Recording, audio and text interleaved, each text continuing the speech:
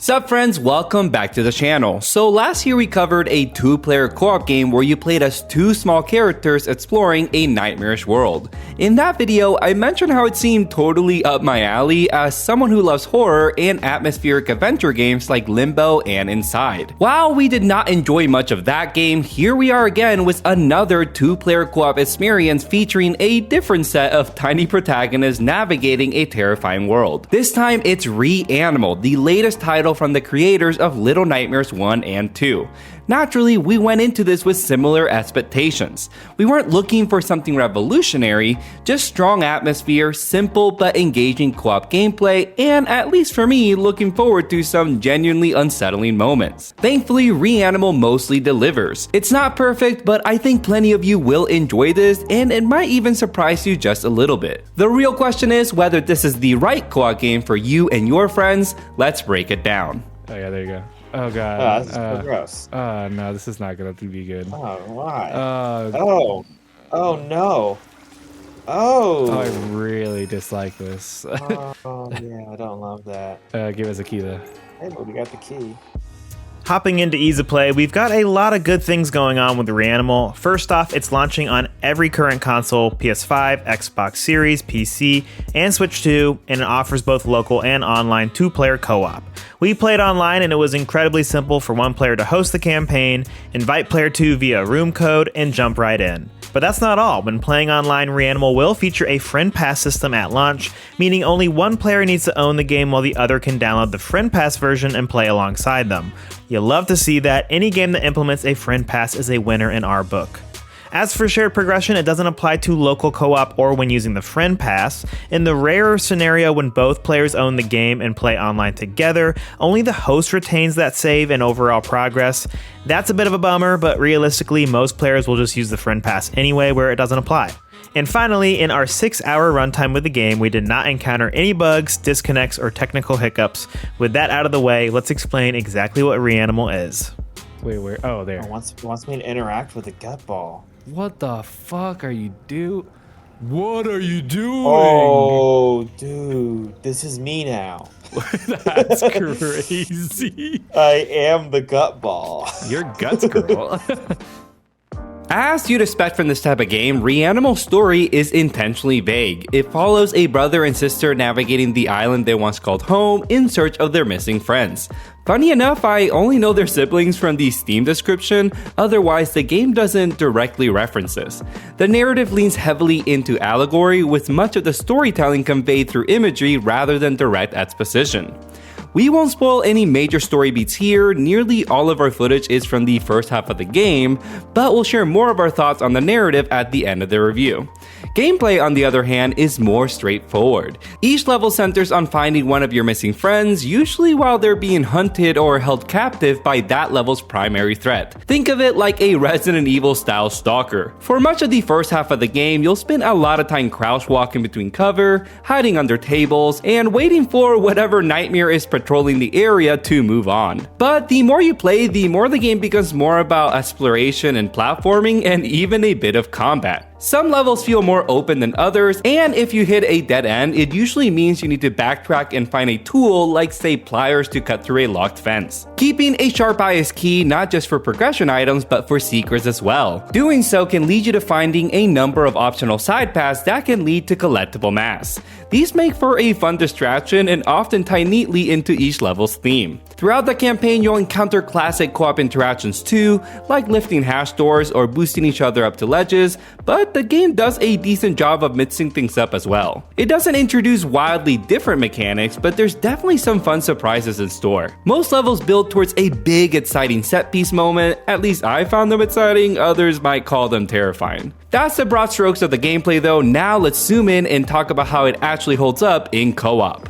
Yeah, go. There's no way. Oh, fuck. There's no way. Wait, sit still. But now where do we go? Okay. Oh, through the window. Get in there, dude. Get in there. Get in there. Oh, Jump. Come on. Oh, you have to jump. I was pressing Y. I was pressing, yeah. I assumed it would be Y.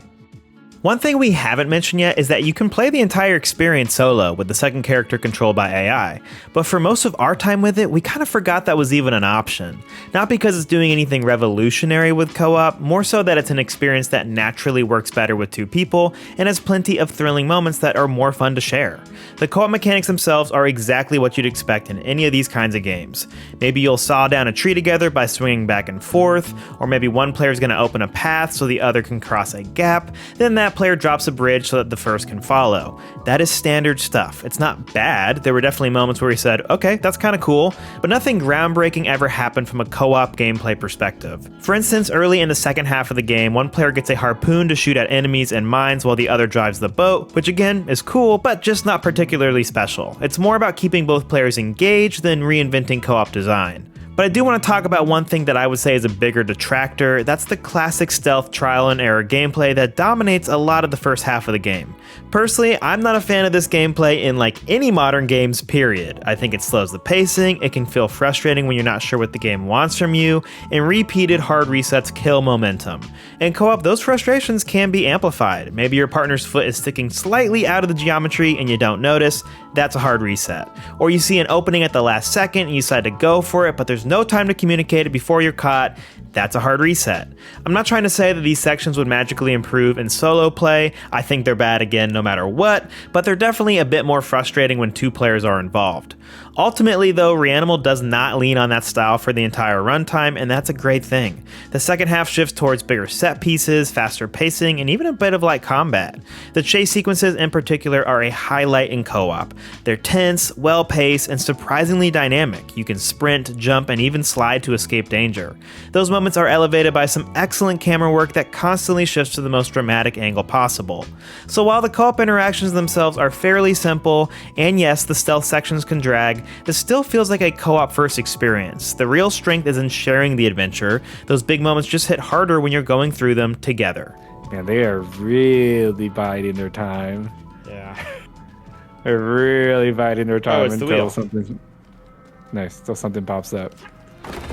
Oh god. Oh god. What the fuck, bro? Oh god, they're moving. I'm behind one. What the fuck? Oh baby. Oh, he's fighting at you. What the fuck? Oh no, my guy. Oh, I'm down.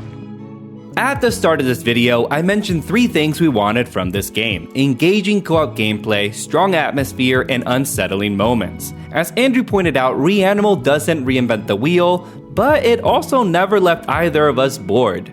Now that we've covered the co-op mechanics, I want to focus on those other 2 pillars, atmosphere and horror. For a game built almost entirely on shades of gray, man does it look good. The camera direction is striking, both in cutscenes and during gameplay. The framing constantly reinforces how small and vulnerable you are, with wide shots that dwarf you against towering structures or grotesque creatures. And when the game does introduce color like a harsh demonic red, it uses them to powerful effect. I have to give a nod to the level design too. From an abandoned cinema to a flooded hotel to some other unexpected locales I won't spoil, every level felt crafted with great details to take in. And yes, the game is scary. Maybe slightly less so in co-op, but it still got us more than a few times. Beyond jump scares, I appreciated its commitment to the macabre. It goes without saying, but this is not a family-friendly experience. The twisted animal imagery true to the game's name is a little disturbing in the best way though, brought to life through some excellent art direction. What does it all mean? I could give you an answer, but I don't feel that confident about it. By the end, we had more questions than answers, but we're also not totally upset by that. Across our nearly 6-hour playthrough, we were constantly theorizing about lore, the events of the game, and its characters. It clearly tackles some heavy themes that we're eager to learn more about, whether that's through a YouTube video or upcoming DLC. Ultimately, Reanimal delivers the atmospheric horror co-op experience we were hoping for. If you're looking for an eerie game to share with someone, one that leans more into simple platforming and cinematic set pieces than complex puzzles or deep stealth gameplay, I think you'll find plenty to enjoy here and more than a few unsettling surprises along the way.